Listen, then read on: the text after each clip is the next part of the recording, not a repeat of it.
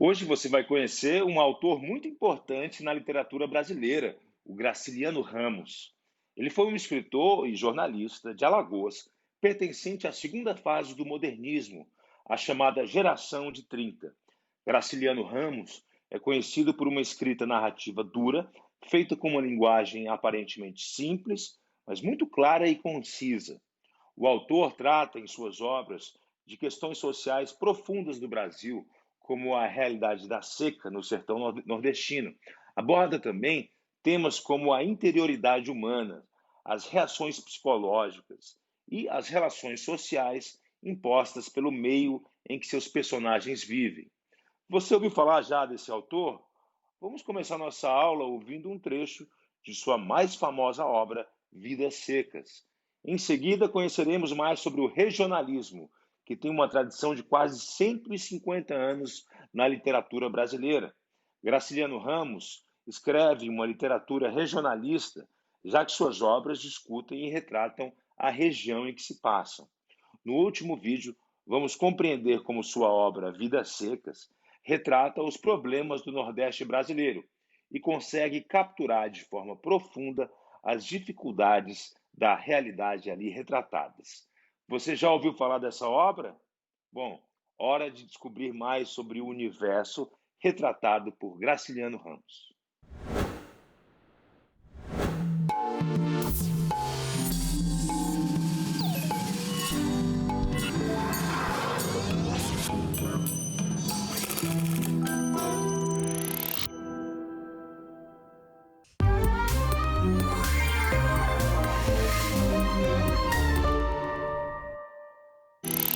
Na planície avermelhada, os juazeiros alargavam duas manchas verdes. Os infelizes tinham caminhado o dia inteiro. Estavam cansados e famintos. Ordinariamente andavam pouco, mas como haviam repousado bastante na areia do rio seco, a viagem progredira bem 3 léguas. Fazia horas que procuravam uma sombra. A folhagem dos juazeiros apareceu longe, através dos galhos pelados da caatinga rala. Esse trecho de Vidas Secas de Graciliano Ramos é um exemplo da ligação entre o escritor brasileiro e a sua terra.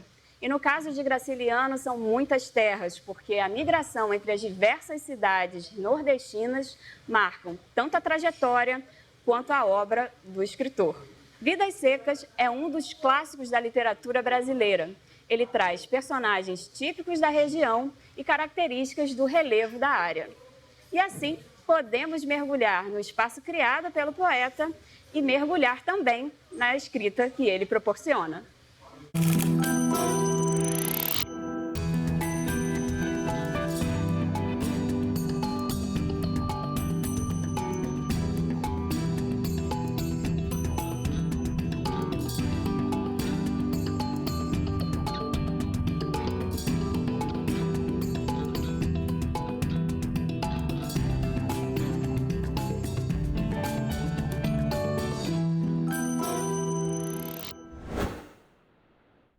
Olá, viajantes! É um prazer estar com vocês mais uma vez aqui no Viagem de Clio. Dessa vez, na questão relativa à literatura, nós trabalharemos um tema muito importante e de grande cobrança nos vestibulares, o regionalismo. Vamos de vinheta.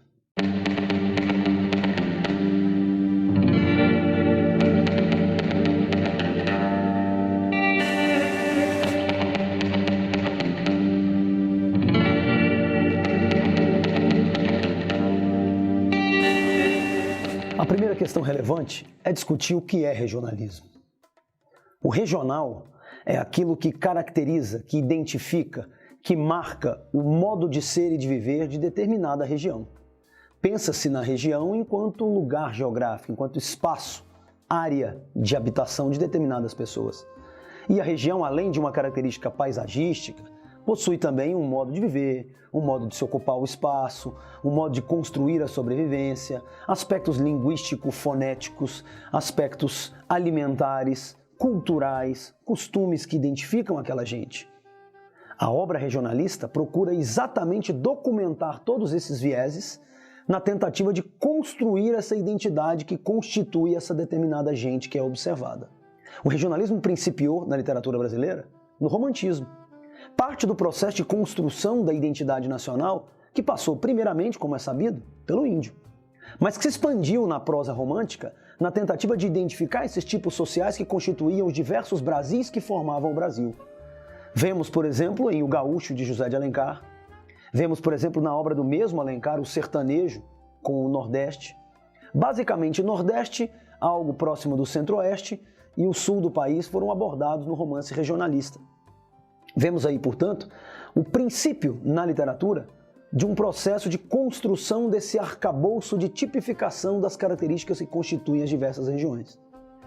Isso volta mais adiante no pré-modernismo, mas sob outro viés, não mais com a tentativa de identificar positivamente os aspectos que constituem o Brasil, mas sim para identificar problemas relativos a cada uma das regiões.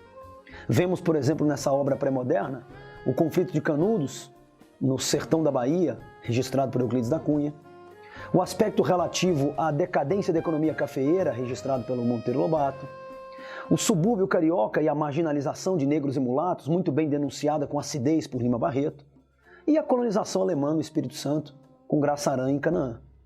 Mais adiante, na segunda fase do modernismo, teremos obras extremamente importantes e representativas dentro do cenário histórico da literatura brasileira, dentro de um movimento que ficou conhecido como Ciclo do Romance Regionalista Nordestino.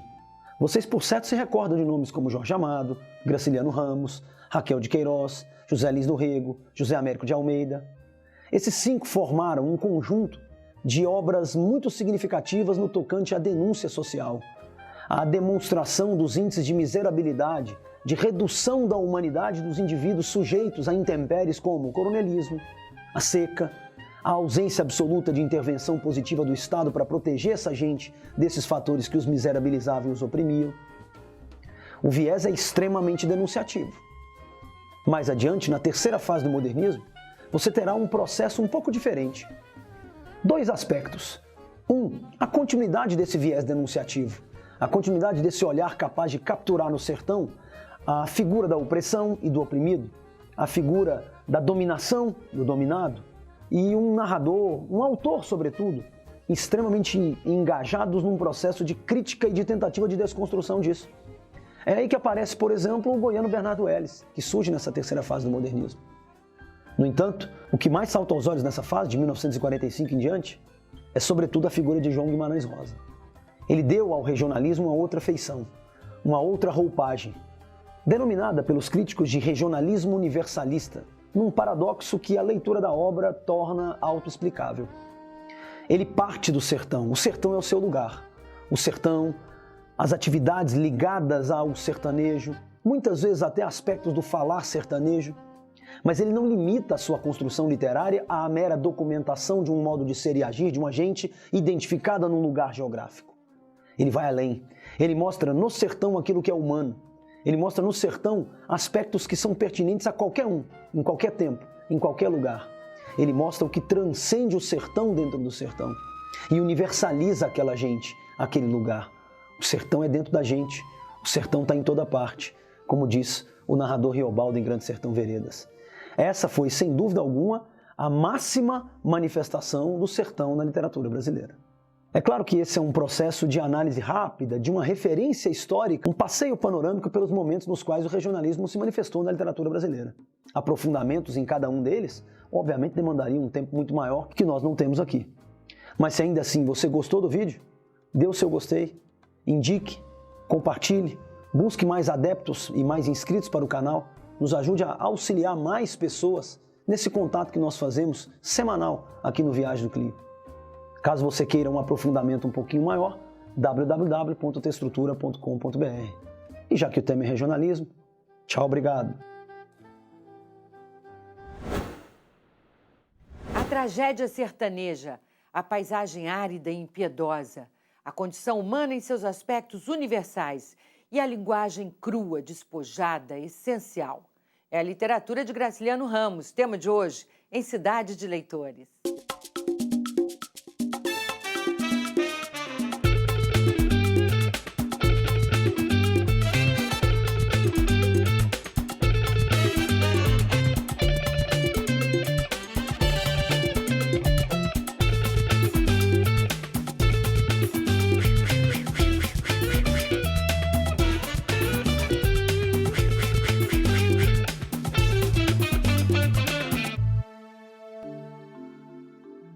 Escritor, jornalista e político, Graciliano Ramos nasceu no sertão alagoano em 1892.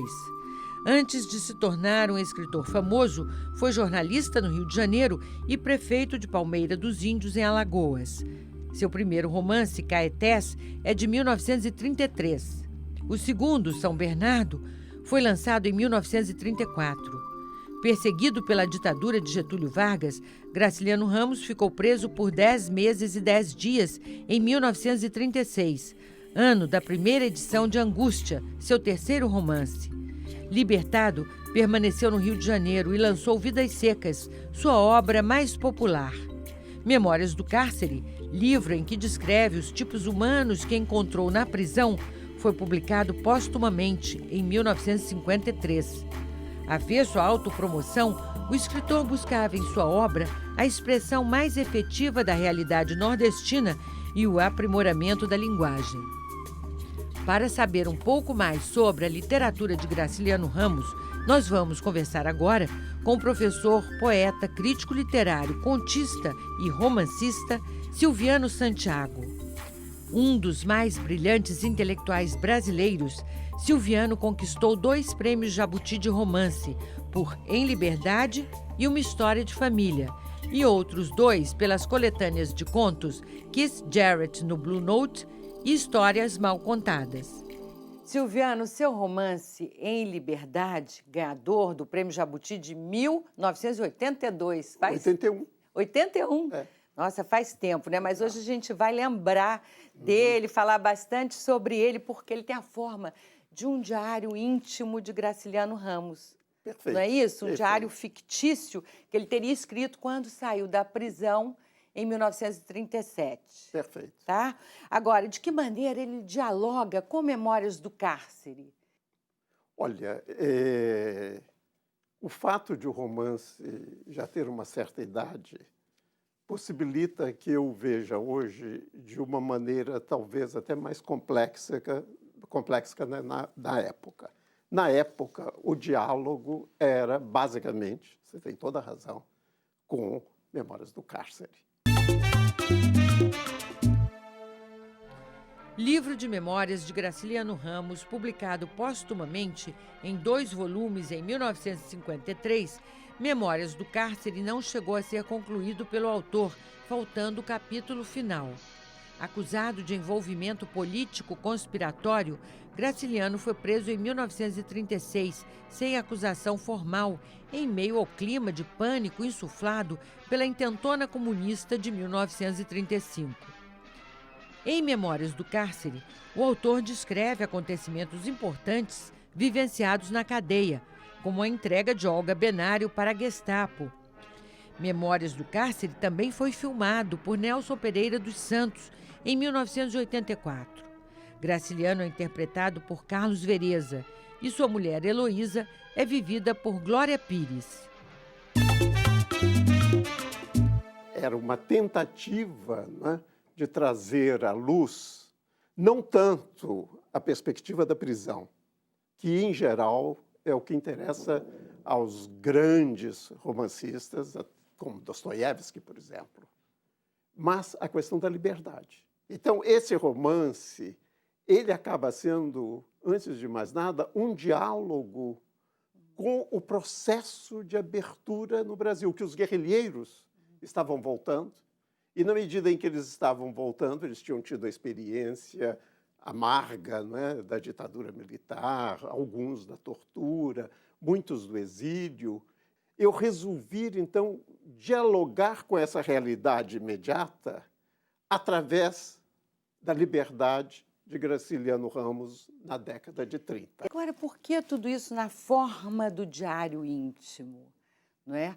Porque aqui diz num texto de apresentação que tudo no livro é verídico e tudo é ficção. É verdade, porque eu pesquisei enlouquecidamente para esse romance. É claro, eu nasci em 36, portanto, não havia possibilidade de eu saber como era o Brasil em 37. E aí a pergunta que você fez, por que um diário? É porque me interessava, antes de mais nada, trabalhar a questão do corpo.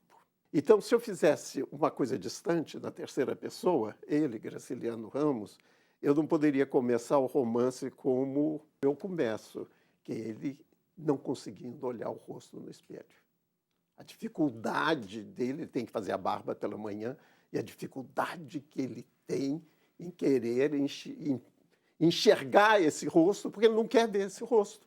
Quantos anos de pesquisa para o livro? Eu fiquei uns 5 anos pesquisando.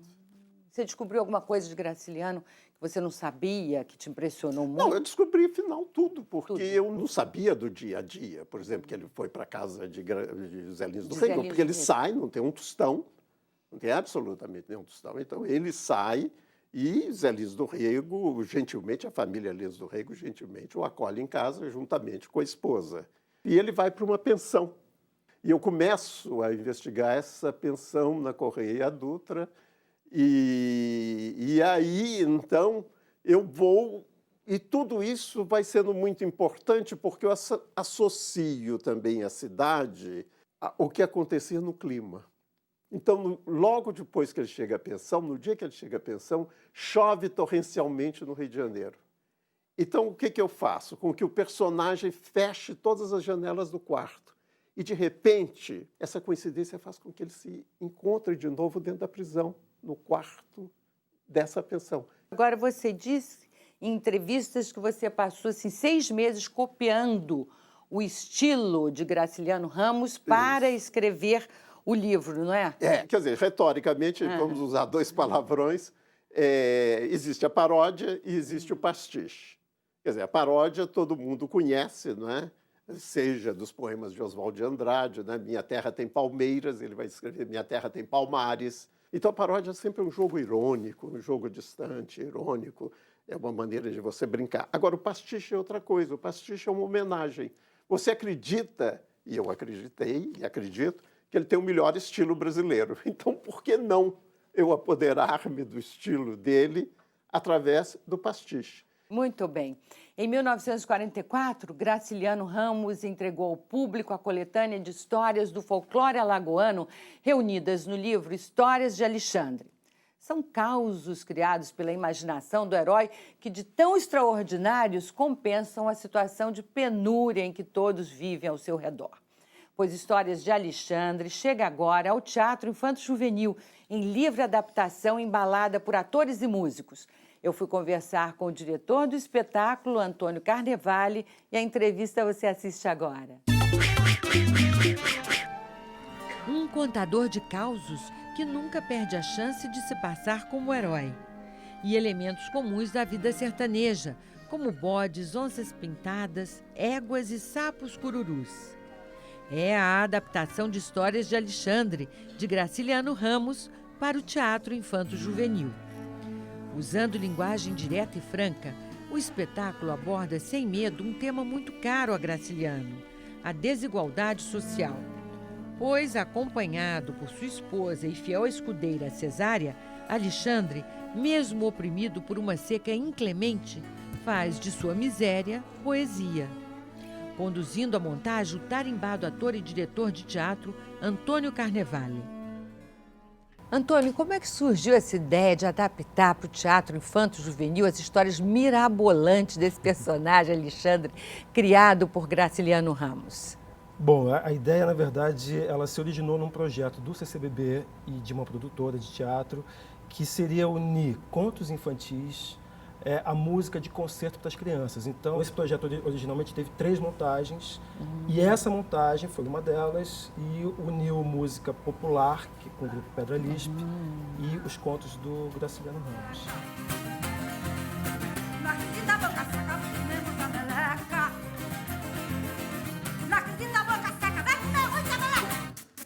Você já conhecia Histórias de Alexandre, o livro, ou você foi procurar por causa do espetáculo? Eu conhecia o básico do Graciliano, mas não Histórias de Alexandre.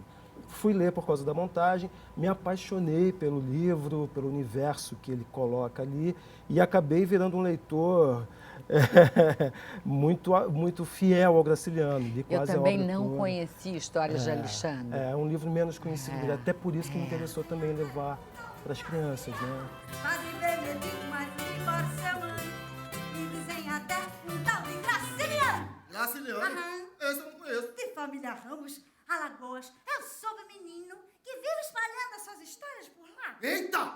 Como se fosse dele, é? Nada, assume que só repete. Faz papagaiozinho assim ensinado, sabe? Então, Graciliano, nesse livro, aparentemente ingênuo, aparentemente regional, ele coloca uma questão universal, que é essa brincadeira entre a ficção e a realidade. Até onde vai uma, até onde vai outra. Ele tinha colocado o olho pelo avesso. Eu não contei conversa. Enfiei o dedo e desvirei o olho. Desvira, danado. Chega. O pior já passou, desvira agora. Desvira. Mas os personagens todos são pobres. Tem um cego que é mendigo, né? Tem um outro que é a benzedeira. Esse é o trânsito pelo social que o Graciliano fazia, né? Graciliano foi um autor engajado a vida toda, foi do Partido Comunista Brasileiro, foi perseguido por isso, foi preso pela polícia do Vargas, né? Mas nesse livro, ele um pouco que alia essa preocupação social, né, com o afeto a esses personagens, a essas individualidades que estão por ali. Enquanto o direito monta a guarda, o torto pode sonhar à vontade. À vontade. Porque pro direito é defeito, pro torto é beleza. No próximo bloco... A Raquel de Queiroz, uma vez encontrei, estava conversando com ela, e ela, brincando, dizia que ela não podia perdoar Graciliano Ramos. E ainda... O Graciliano se comunica, ainda hoje.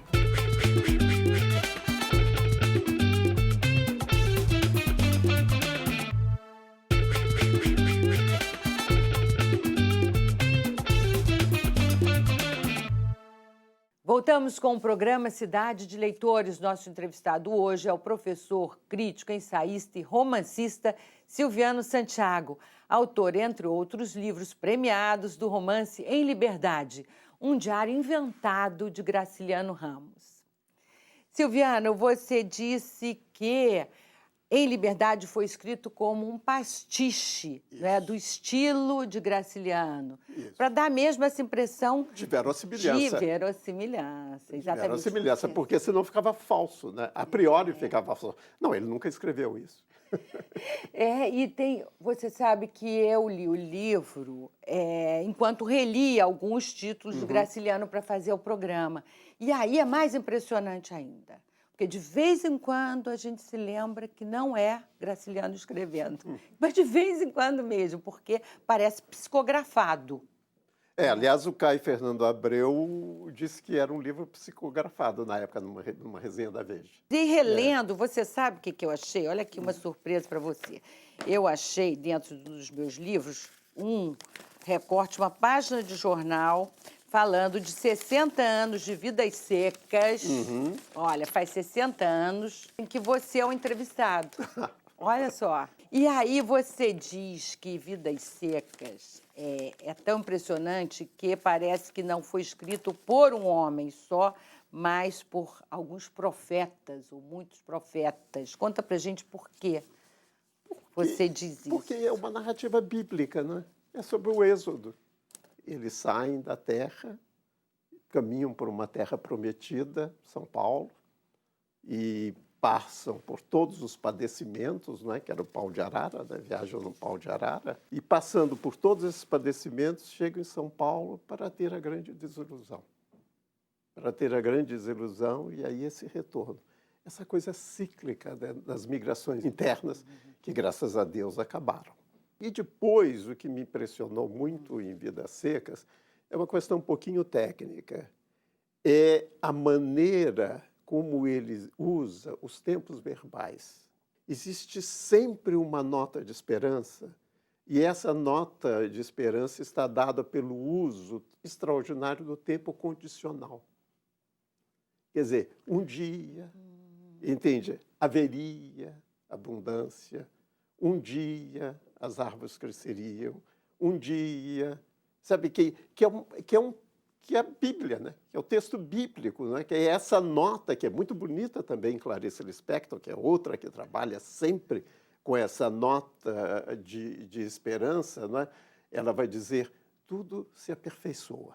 É porque outros escritores importantes já haviam se debruçado, não é? Sobre Claro. essa história, Raquel de Queiroz com 15, Claro. A Bagaceira, José Américo, né, de Almeida, que tentavam retratar o Aliás, drama, a alma do Se sertanejo. você me permite uma pequena história sobre Raquel de Queiroz, quando eu encontrei em Paris, a Raquel de Queiroz, uma vez encontrei, estava conversando com ela, e ela, brincando, dizia que ela não podia perdoar Graciliano Ramos, porque ela tinha escrito, até Vidas Secas, o melhor romance sobre a seca, que é o primeiro romance dela extraordinário, uma menina de 20 anos. Uma menina de 20 anos. Uma Isso é que menina é de 20 anos. Aí impressionante. ela me disse o seguinte, no momento em que ele escreveu Vidas Secas, ele me tirou o tapete. A compreensão da alma e da cultura popular brasileira em contos típicos do Nordeste para o público infanto-juvenil. As histórias de Alexandre, coletadas por Graciliano Ramos no folclore alagoano, chegam ao teatro na livre adaptação comandada por Antônio Carnevale. Vamos ver a segunda parte da entrevista com o diretor. Histórias de Alexandre é um espetáculo que emociona pela ousadia de tratar façanhas mirabolantes como acontecimentos naturais. A adaptação do livro de Graciliano Ramos para o teatro infanto-juvenil tem cenário e figurino econômicos, coerentes com a dura realidade retratada no espetáculo. O brilho especial da peça fica por conta do acompanhamento musical do grupo Pedra Lispe, que conta com pérolas do cancioneiro popular, composições próprias e os músicos que cantam, tocam e atuam o tempo todo. Duvido é o dó. De quem pra Pinheló, nas bandas de cá, nas bandas de lá. É assim. Corre pro Cancalancó. Como é que foi a escolha dos atores para esses personagens? Bom, acima de tudo, eu pensei em atores muito carismáticos, porque quando você lê o livro, você fica apaixonado pelos personagens. Então, claro que é difícil você transpor da literatura para o palco, né, para a concretude do palco, né, essa sutileza, né, essas filigranas de alma, de vida interna.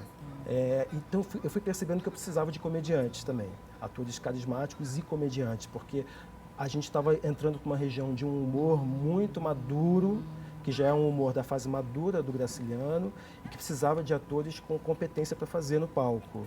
Queriam ver a égua pampa. Homem, o grito de Cesária me apavorou. Eu não contei conversa. Do jeito que eu tava, eu pulei do 17º andar do casarão e fui direto pro curral. E o que foi levado em conta nessa adaptação do texto? Olha, a princípio, a gente imaginou de construir a adaptação conto a conto, como é o livro, né? O livro são contos que se encerram. Mas a gente viu que talvez em cena fosse mais interessante começar a misturar os contos. A contação é como se todas essas aventuras tivessem acontecido durante uma semana, que teria sido a semana de festividades do casamento de Alexandre e Cesária, anos antes. Você lembra da riqueza que foi a festa? Puxa, nunca houve festa de casamento como aquela, meu filho. Durou 7 dias. Um vestidinho de noiva de casamento por dia. Que bonitinho. Comedoria e bebedoria, ó, à vontade. Saúde. Saúde? Saúde. O Alexandre, no fundo, é uma história de amor, né? E acho que isso também é uma coisa interessante de se falar, porque na obra toda do Graciliano, a gente fala pouco desses momentos em que ele fala do amor, né? Tá com vergonha, mulher? Não é vergonha, não.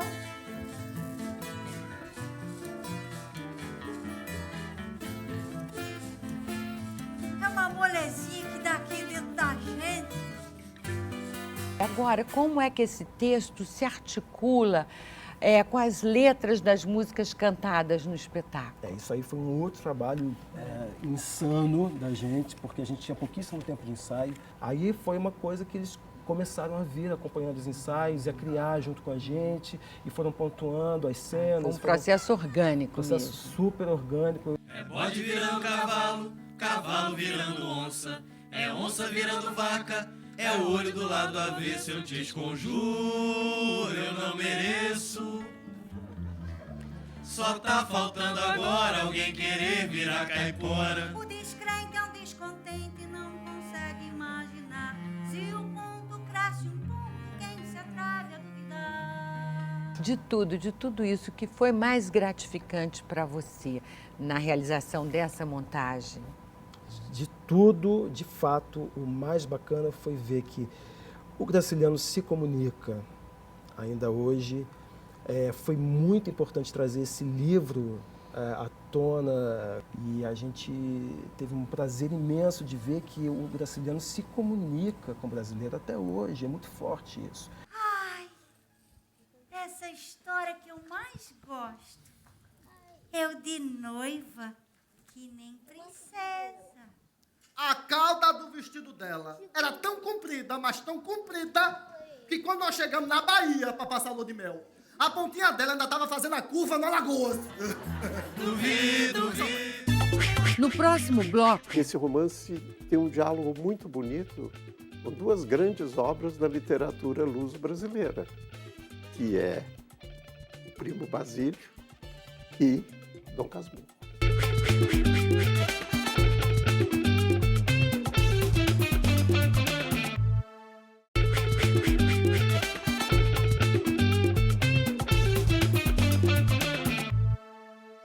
voltamos com o programa Cidade de Leitores, que comemora os 120 anos de nascimento de Graciliano Ramos este ano.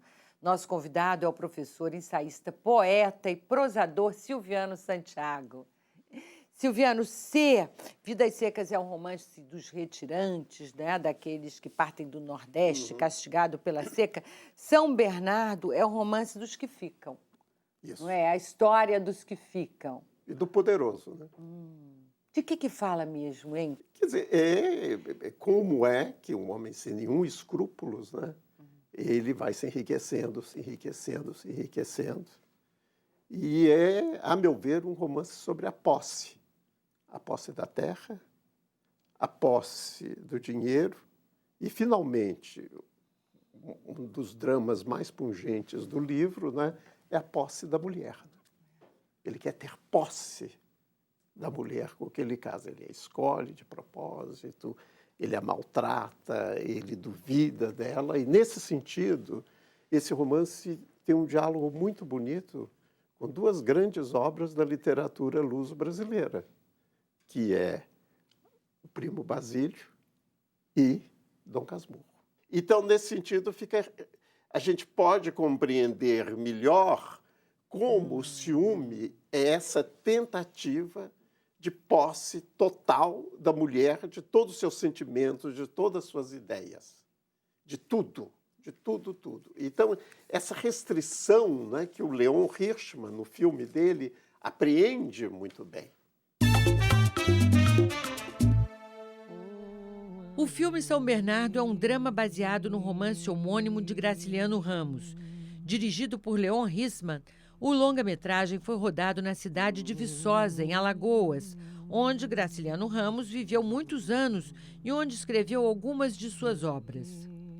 Com trilha sonora de Caetano Veloso, o filme conta a trajetória de Paulo Honório, um modesto caixeiro viajante que enriquece valendo-se de métodos violentos e compra a fazenda São Bernardo.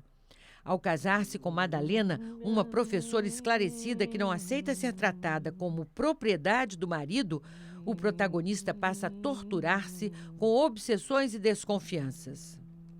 Com atuações marcantes de Otton Bastos e Isabel Ribeiro, o filme, que estreou em 1972, tornou-se um clássico do cinema brasileiro.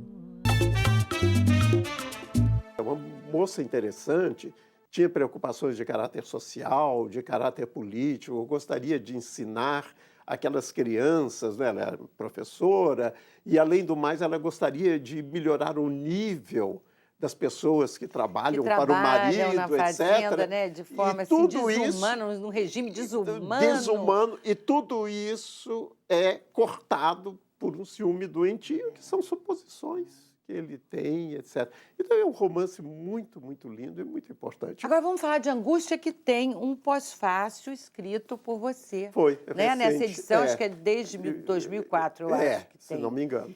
Esse romance Graciliano lançou quando estava preso. Exatamente. Ele deve ter escrito, inclusive, parte da prisão. E é um romance, a meu ver, que me interessava porque é um romance muito próximo da própria experiência dele de estar sendo perseguido. Quer dizer, uma das coisas discretas no meu romance é uma determinada paranoia, que surge necessariamente. E esse é um romance, antes de mais nada, paranoico. Você diz aqui que é um romance, logo começa dizendo que é um romance extraordinário. É extraordinário. É. Por quê? Não só por isso, por esse tema, por que mais? Eu vou ser quase inconveniente. É o único romance em que Graciliano Ramos se solta. De que maneira, hein? Ele resolve tratar sentimentos de maneira aberta, de maneira um pouco descarada, entende? Aqueles detalhes, por exemplo, que me fascinam, de ele estar apaixonado pela moça que mora num quarto ao lado e que ele cola o ouvido à parede para ver os ruídos, para ver o que está passando por ali, entende? Começa a imaginá-la e começa... Eu acho isso bonito, entende? Quer dizer, era um homem que não se entregava, né? Você vê por toda parte. Ele era por demais contido, né? Por demais autocontrolado. E é bonito, né? Quando um escritor se desmascara na própria escrita. Isso é muito bonito. Porque e nem sempre acontece. No seu Em Liberdade, a gente percebe, quer dizer, você fala de um Graciliano que é ranzinza até, ranzinza Claro. com o anfitrião. Ele é o formidável, porque ele está na casa de Zé Lins, mas ao mesmo tempo ele só pode implicar com Zé Lins escrevendo. Aí ele implica escrevendo. Quer dizer, ali ele se solta. Quer dizer, foi fundamental a leitura, né, desse livro para escrever o seu Em Liberdade. Porque é onde eu comecei, eu não precisava inventar tanto um temperamento.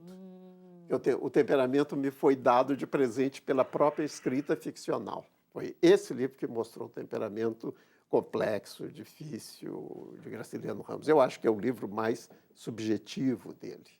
Silviano Santiago, muito, muito obrigada pela entrevista. Sou eu que te agradeço. Foi ótimo. O programa Cidade de Leitores termina aqui. Um grande abraço para você. Até o ano que vem.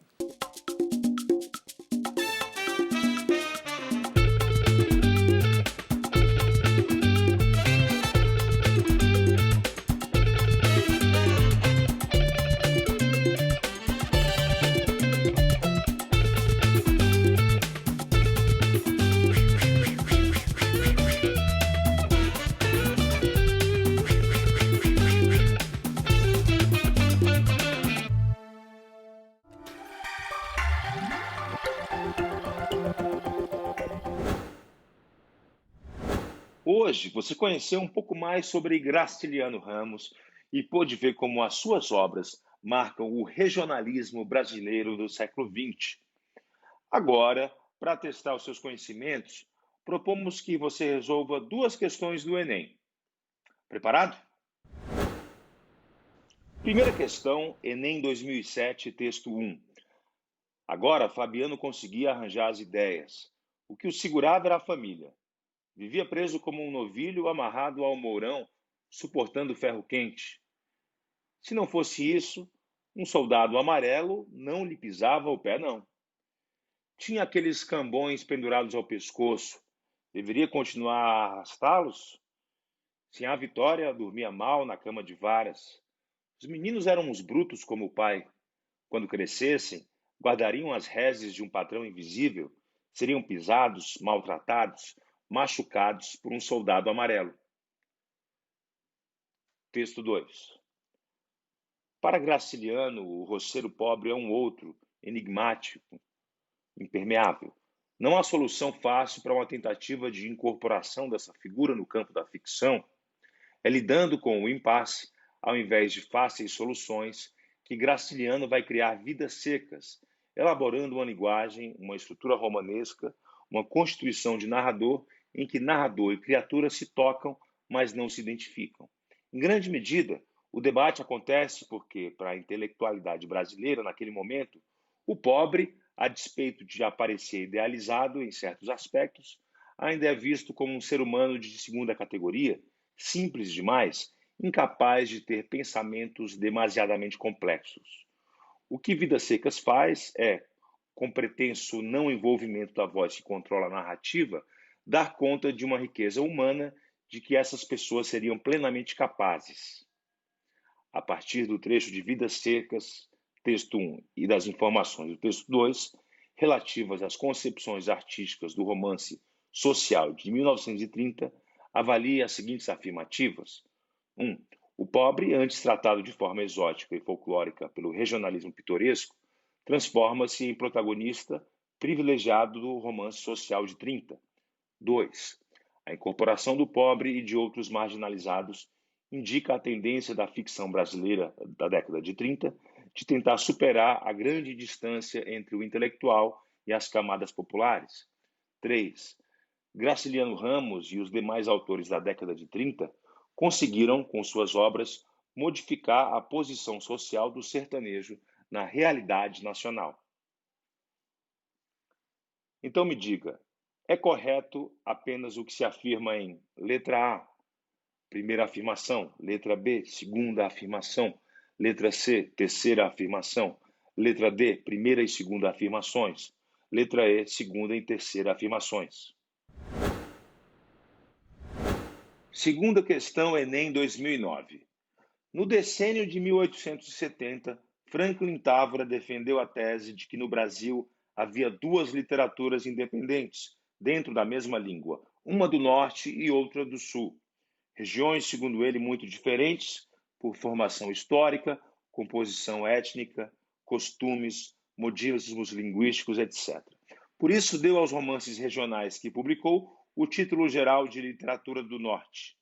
Em nossos dias, um escritor gaúcho, Viana Mug, procurou mostrar com bastante engenho que no Brasil há, em verdade, literaturas setoriais diversas, refletindo as características locais.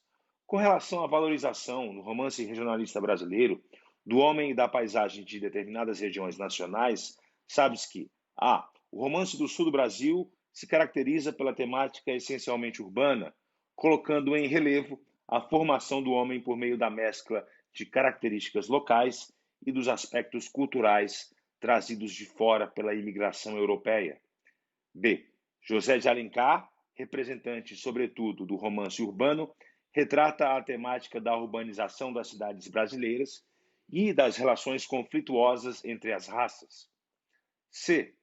O romance do Nordeste caracteriza-se pelo acentuado realismo no uso do vocabulário, pelo temário local, expressando a vida do homem em face da natureza agreste e assume frequentemente o ponto de vista dos menos favorecidos. D. A literatura urbana brasileira, da qual um dos expoentes maiores é Machado de Assis, põe em relevo a formação do homem brasileiro, o sincretismo religioso, as raízes africanas e indígenas que caracterizam o nosso povo. E. Érico Veríssimo, Raquel de Queiroz, Simões Lopes Neto e Jorge Amado são romancistas das décadas de 30 e 40 do século XX, cuja obra retrata a problemática do homem urbano em confronto com a modernização do país promovida pelo Estado Novo. Se na primeira questão você respondeu que a alternativa correta é a letra D, acertou. A prosa da segunda geração modernista evidenciou as injustiças sociais da década de 30 e a miséria decorrente da seca nordestina. Assim, personagens pobres, que antes eram retratados como inferiores e menos importantes, se tornam protagonistas. Em Vidas Secas, temos um retrato do sertanejo depois da grande seca que assolou o Nordeste em 1915. Já na segunda questão, você acertou se respondeu que a alternativa correta é a letra C. O regionalismo surge na literatura em vários momentos com diversas propostas estilísticas e temáticas. Como aponta a opção C, o romance nordestino se caracteriza pela exploração de regionalismos linguísticos e pelo flagra da luta do homem contra a natureza do sertão. As outras alternativas não são verdadeiras por trazerem algum detalhe errado. Na alternativa A, essencialmente urbana. Na alternativa B, relações conflituosas entre raças. Na alternativa D, as raízes africanas e indígenas. E na alternativa E, a modernização do país. Para saber mais, basta apontar a câmera do celular para o QR Code que está aqui na tela e um bom estudo.